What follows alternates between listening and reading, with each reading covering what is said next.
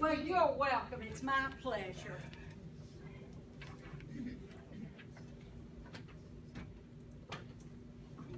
I'm doing this, but I want you to know my friend and cohort back there, Patsy, we had a great time, didn't we, Patsy?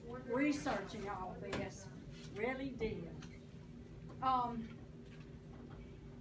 In the Creek Nation, there were many different tribes. The Hillabys, the Alabamas, the Yuchi. Those were three of them. The Creeks were called, the warring Creeks were called Red Sticks because they carried red sticks into war. One weakness of the Creeks was their prophet. The prophet just convinced them, it's okay, the bullets can't touch you. Of course, that wasn't true, and they lost lives. The whole war was fought in the state of Alabama. It's our war. That's why it's important to us. And I just threw this in. The word Seminole means runaway creek. Right. Yeah. Runaway any Indians, because blacks fell in there too. Yeah, okay. All right, the Creek War of 1813-14. I'm going to present present-day names so that you'll know where we are. The Creeks were divided. Not all wanted to stand their ground. Andrew Jackson from Tennessee, Brigadier General of Tennessee Militia, General John Floyd from Georgia, and General Ferdinand Claiborne from Mississippi. These were the three that fought against the Creek Nation. The Creek Nation included 3/5 of the land in what is now Alabama. This land was not open for settlement by anyone other than the Creeks. No traveling through from north to south. There was not a road, and the Creeks wouldn't allow it. And very little from east to west. The exception was travel by traders. Traders could marry a Creek woman, live with her on Creek land, and their children could live in both white and Indian worlds, and spoke 2 languages. By 1812, there was a real clash of cultures. White people were a young, ambitious group who did not hesitate to take what they wanted. Creek nations, all Indian nations, handle this problem differently. The Choctaw and the Chickasaw nations stayed flexible and agreeable. Oh, thank you. All right. And the Creeks gave very limited access to their land. The Cherokees embraced the white ways and skills and used them for their own. Underneath the treaties, the signed agreements, and the goodwill agreements lay the truth. The white culture wanted to take all things good in the nations. The natives were being used by the greedy. It began with traders who traded for bear grease, pelts of deer and bear and so forth, and honey. This ended when the deer and the bear population was exhausted. The Indians were left with sparse game, and many Indians who were half white and who took their father's last name, William McIntosh, William Weatherford, David Tate, were 3 of them. Many white fathers saw to it that their sons, oh, Danny, saw to it that their sons were well educated. One Creek boy went to West Point, others to schools up east. Many of these fathers also had a white wife up east or in Europe. Traders were supplied mainly from Charleston, South Carolina, and later from Pensacola, West Florida. Many merchants owned their own ships and docks. One of these was Christopher Gadsden, grandfather of James Gadsden, for whom Gadsden, Alabama was named. timber, minerals, rivers, rich soil were looking good to adventurers to the U.S. who needed a quick east-west route across the Creek Nation to settle the newly acquired Louisiana Purchase. America was expanding, and the Indians were standing in the way.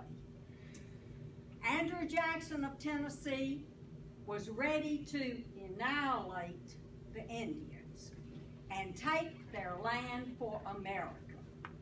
This would advance his political career. He'd be a hero among the people. His opportunity came with the massacre at Fort Mims. Jackson would have his war. The prize was acres and acres of land, including gold and timber.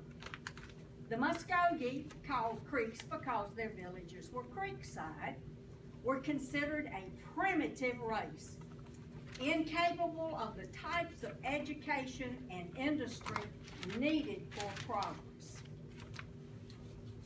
The war began with Burnt Corn Battle, July 27, 1813. Well within the land of the Creek Nation, a group of Creeks were returning from Pensacola.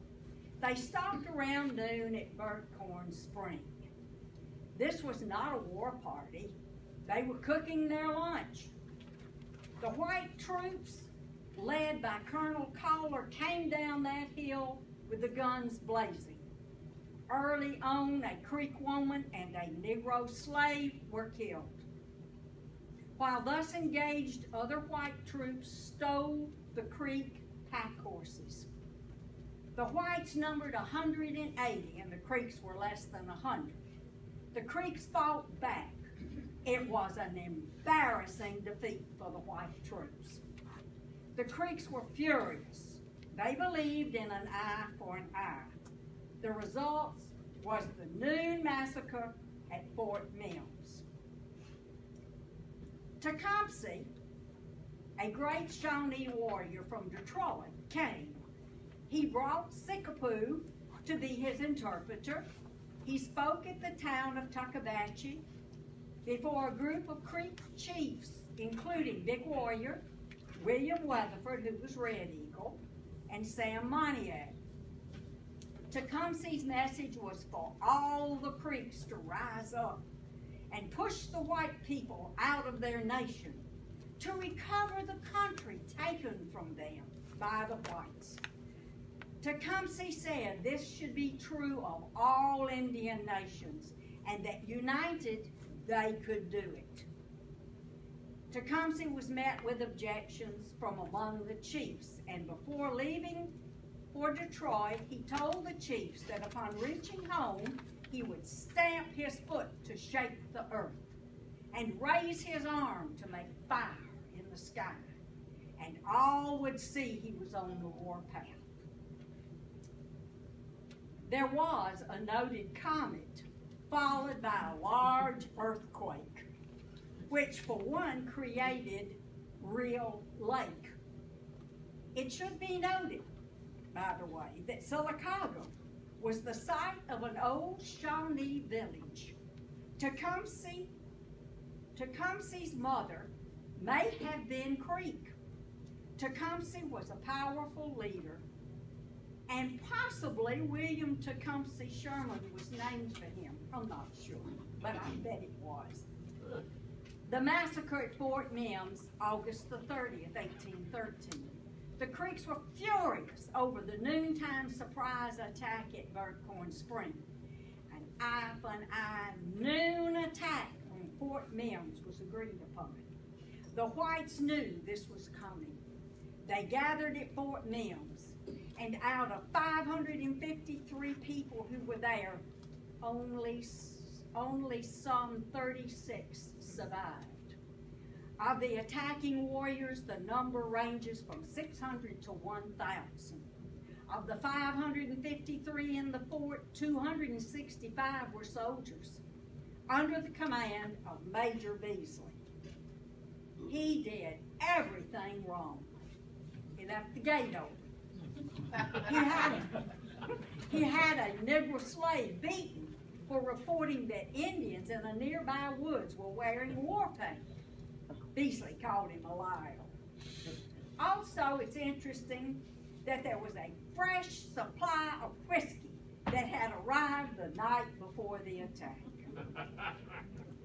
It should be remembered that these people knew each other, and in some cases were kin. They were a mixture of white and Indian and black. It was a bloodbath. It was cruel hand to hand. It was the butchery of women and children, young and old. The survivors told stories of courage, escape, and rescue by Indian friends.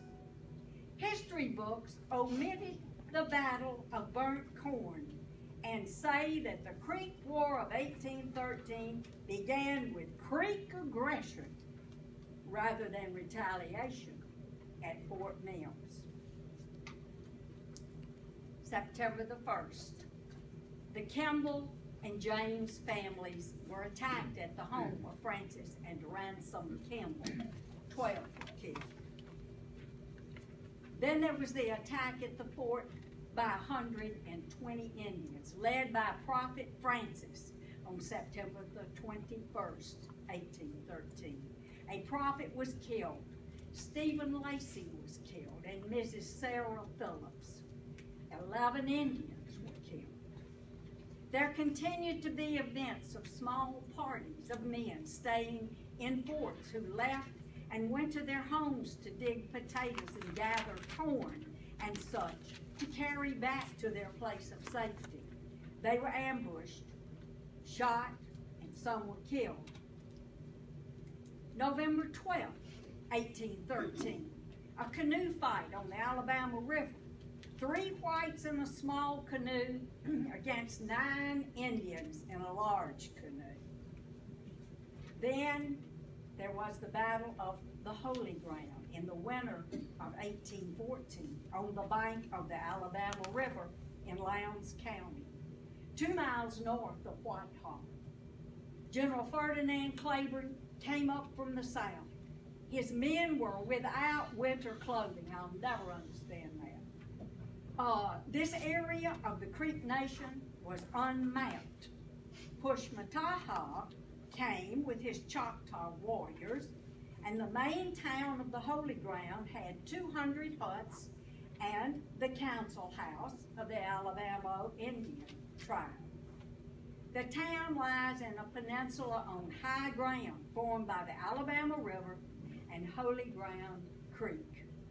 General Claiborne divided his army into 3 groups. 2 columns moved, one to the right, one to the left, and the middle column moved straight ahead. Then there was Carson's column that was to cross the Holy Ground Creek and follow that bank to attack the upper side. But because of the thick cane brakes, this was impossible, and the men got wet. The weather was very, very cold. The creeks fired. The war drums were beating. The prophet was running around yelling and waving a red cow's tail. The prophet was killed. The creeks fled by way of the swamp, the creek, and the Alabama River. William Weatherford, Red Eagle, was abandoned. Backed up against the high bluff overlooking the river, turned his horse, and over the bluff dropped 12 feet into the Alabama River. Not one bullet hit him, and they swam the river to the other side and escaped. Claiborne's army of white men were not allowed to take anything from the town, but the Choctaws, led by Pushmataha, sacked the town. Farms, boats, town were destroyed and burned. This ended the Creek War in South Alabama. Then it came to us, the war in the eastern part of the Creek Nation. The warring Creeks were called Red Sticks. Andrew Jackson, Tennessee militia general, gathered his Tennessee volunteers at Fayetteville, Tennessee. marched across Sand Mountain to the head of Wills Valley. He led 5,000 foot soldiers and General Coffey's 900 cavalry. There are things that we'll never know about the events of this war, but we do know that Andrew Jackson had his own agenda, and he was very smart and very ambitious. Burnt Corn started the war. The Creeks retaliated at Fort Mims, and Jackson put forth that Fort Mims was the start and he would exterminate the Creeks. What was not told was Jackson's political ambitions. The white man's desire to take the land for themselves, and that the U.S. wanted a quick east-west route from Georgia to the newly purchased land in Louisiana to encourage people to settle there, thus staking a claim. The fact that this land, 3/5 of Alabama, belonged to the Creek Nation did not count. Jackson was leading his army into the heart of the Creek country. He used friendly Cherokee to help him find the way, because there was no road. John Strother, Army engineer, was sent ahead to build the first fort inside the Creek Nation. It was located on the west bank of the Coosa River, very near Ohatchee. It was large and well equipped with a hospital, arsenal, boat building, livestock, 3 parade grounds, and a cemetery located on a knoll. Among the first of the 300 graves there was John Wood, a 16-year-old, who was executed by orders of Jackson and carried out by the newly arrived U.S. troops, among whom was Sam Houston. Fort Strother would be the headquarters for the duration of the war. John Wood was Jackson's first execution. Later, there were 6 more militia put to death for mutiny. They were selected out of 200 who thought their time of service was up and they were ready to go home. Men kept diaries. One man remarked how large around the pine trees were at Fort Strother. November 3, 1813. The first battle was at a small creek village located on Highway 144. Y'all know where that is. That's the cut through between 77 on to, what is it, 431 that goes to Anderson. Okay. So they turned left off of 77 on to 144. A short distance on the left was the village. Coffey's men surrounded the village, and when the people came out of their homes, they were shot. David Crockett said it was the first time he ever seen a man killed with a bow and arrow. Their homes were set on fire. 186 Creeks were killed. 80 were taken prisoner, and among the prisoners was a small boy whose parents were dead, and Andrew Jackson named him Lincoln and sent him home for his adopted son to play with. The Battle of Talladega. It was Fort Leslie. Jackson at Fort Strother received word from the friendlies at Fort Leslie, who were surrounded by Red Sticks. Who took her? I don't know. It's my writing and it's horrible. Okay, no. It took several hours for Andrew Jackson's 2,000 troops to cross the Coosa River. It took almost 24 hours to make the trip. The battle was brief. 300 Creeks were killed and 17 Tennesseans. David Crockett said that on his return trip through that area, he thought he saw at a distance a pumpkin field. But at a closer range, he realized he was seeing the skulls of the men who died in the Battle of Fort Leslie. The Massacre of the Hillabee, November 3, 1813. General Cott led East Tennessee volunteers down the east side of Lookout Mountain from Chattanooga, Tennessee, to the Coosa River. There he built Fort Armstrong.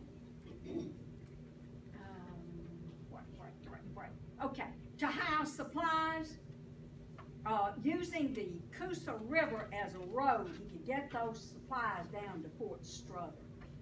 Cox sent General White out to attack the Hillabee towns. What Cox and White did not know was that the Hillabees wanted to surrender. They had sent word to Andrew Jackson and were waiting for a reply. White fell on the Hillabees with 1,000 men. It was a bloodbath.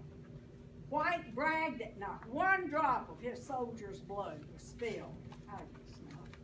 And surviving Hillabees thereafter became fierce warriors.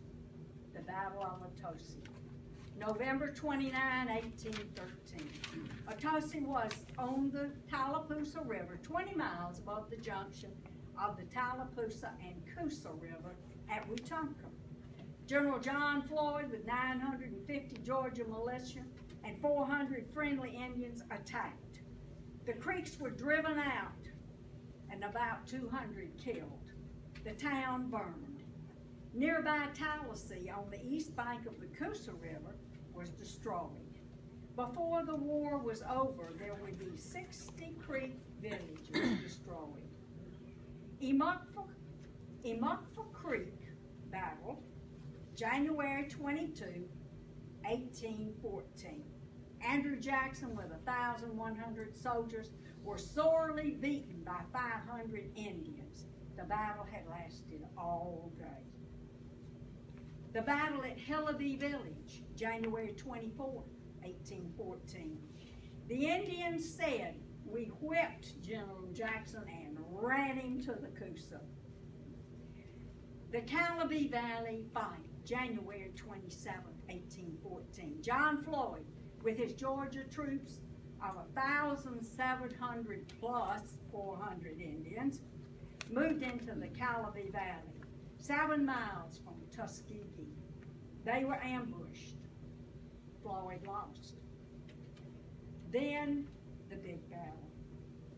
On March the 27th, 1814, on the Tallapoosa River, was the Battle of Horseshoe Bend. Jackson said, quote, "They have pinned themselves up for slaughter." This was not a battle, it was a slaughter. The bend is in the shape of a horseshoe. 1,000 warriors were there. Andrew Jackson's troop, plus Chickasaw, Choctaw, Cherokee, and a number of Creeks came to fight the warring Creeks.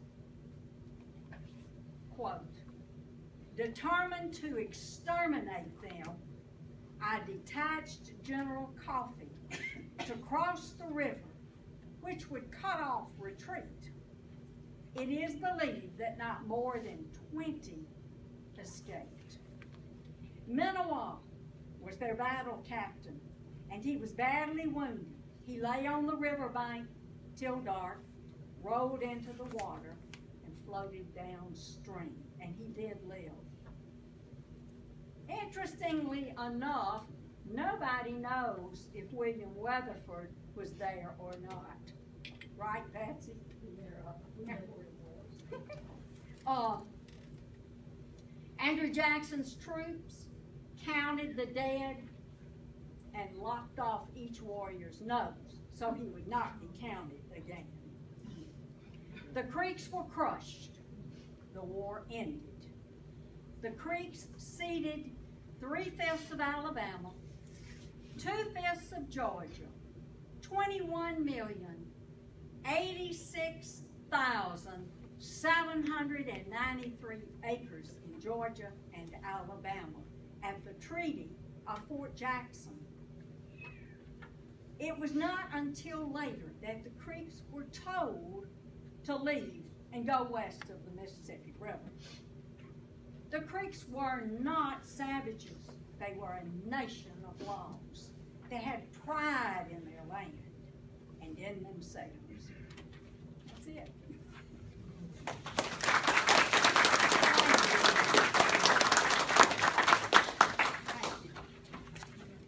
We've got a few questions. Oh, make them easy. Yeah. I'll make this one as easy as Fine. possible. I do the conversion of audio and video and stuff, and I was contacted by the museum of Horseshoe Bend. They had the 150th anniversary of the Horseshoe Bend battle, and someone had audio taped it on a reel-to-reel, and they had called Auburn to transfer it for them. And Auburn couldn't do it, and they called me.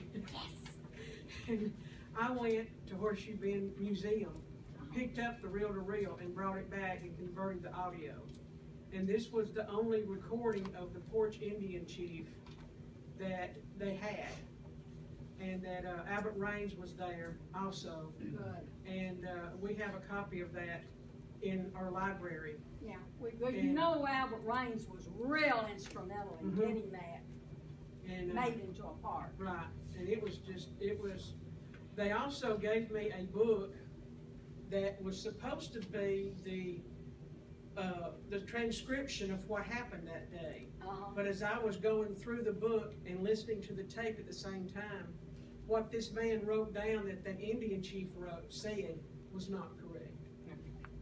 And I told that to the museum curator. Well, good. Well, you should. Yeah. You should. I mean, that, my history that I give is not what somebody else believes. There are always differing opinions, and they need to be known, and they need to be analyzed to make sure and get the best version. Well, I mailed 3 copies to Atlanta to the lawyer of the Porch Indians. Okay. And then a couple of copies were there at Horseshoe Bend, and I asked his permission to have a copy here at the Historical Society. He gave me permission to leave one here. Great.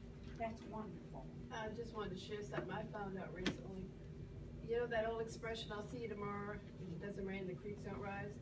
The creeks were the Indians, and I never knew that, because we were from up north, and, Yeah. right? Well, now, a lot of people believe that, and that's good. And it's not true? well, it may be, but now if you've got a creek running by your house and it's supposed to rise, I would certainly make sure it wasn't. But it can be what you want. It can be what you want. Well, I had just never heard that. Oh, yeah, I have, really. The creeks ceded the land to the United States government, Yes. and then the United States sold it to individuals. Yeah, like they've done all everywhere in the United States. Yeah. That flag there has had more atrocities committed under it than the swastika did. We're serious. Really. Yeah. Germans and Japanese were executed after the war for doing things no worse than what Jackson did. Oh, well, now, yes, you can tell I'm not a friend of Andrew Jackson. I think it's obvious. I'll admit to it today. I just think his attitude was just deplorable. I think that this would have happened because this is the way nations do. One nation comes in and takes over another nation that is smaller or poorer or whatever and takes what they've got. And that's just the way the world is and has been for years. But Andrew Jackson was really a very, I don't know. There were just a lot of things about him personally. He ranks about with Abraham Lincoln. Huh? He ranks about with Abraham Lincoln.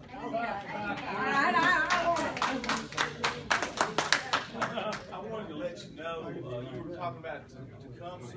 Yes. And you said Real Lake? Yeah, It's Reelfoot Lake. Huh? It's Reelfoot Lake. Oh, I'm sorry. I didn't know it had a foot on it. Yeah. Okay, I'm sorry. Yeah, the reason I know that, it's right next to Union City. Yes. There was a Goodyear plant there, Yes. which I was at, and it's called Reelfoot. Okay. Reelfoot Lake. All right. And a great lake for fishing, I hear. That was what, Mississippi backed up and it caused the lake to be there. Yeah. I also got some tapes from Cherokee County Museum. Yeah. And it was about the Indian school that they had in 18-something. And there was like 20 audio tapes that they had recorded from a radio show or something about the Indians and the Indian school that was here. And it was amazing. And there's copies here of that. What school are they talking about, Patsy? I don't know.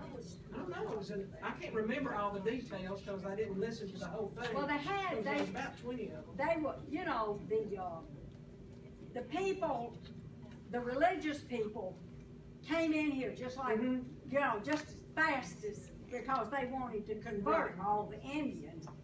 And that was sad too, because they gave Indians, the little children that were going to the school, they gave them Christian names. And they forbade them to use their Indian names. God, that was their heritage. They just threw their heritage away. It was sad. It was not a good time. They couldn't speak their language. Boy. What did the Creek call themselves? Some Muskogee. word meaning the people, Muskogee. they call themselves Muskogee. Yep, that's who they were. And and here comes the white man, and I guess he couldn't pronounce it. I don't know why, but he just called them probably Creek couldn't because they spell it. live by the creek, creek waters. Yeah. Fish you can't tell of an unreconstructed feather. Okay. All right, any more? So you said that William Weatherford, the Red Eagle, may Yes. not have been at Horseshoe Bend? Any ideas of where he was if he was not? No. That. That's one of those big mysteries, isn't it, Patsy? We just don't know. We don't know where he was. He should have been leading them, you see. He was supposed to be the big cheese, and there he was, not there. Or if he was there, he was so quiet, nobody knew it. You quoted David Crockett several times. I wanted to ask you a question, see if you know about David Crockett. O'Reilly on Fox Network has been doing these Legends and Lies Yes, of the West. yeah. And he did a piece on David Crockett. Uh-huh. And it said in there that David Crockett left Fort Strother and went back to Fort Deposit in Gunnersville to get supplies. Oh, and of course they didn't want him to leave, but he did. This was on television on that. Do you know anything about that? No, because David Crockett, he sort of roamed around, and he was not a foot soldier. He rode a horse. David Crockett was his own man.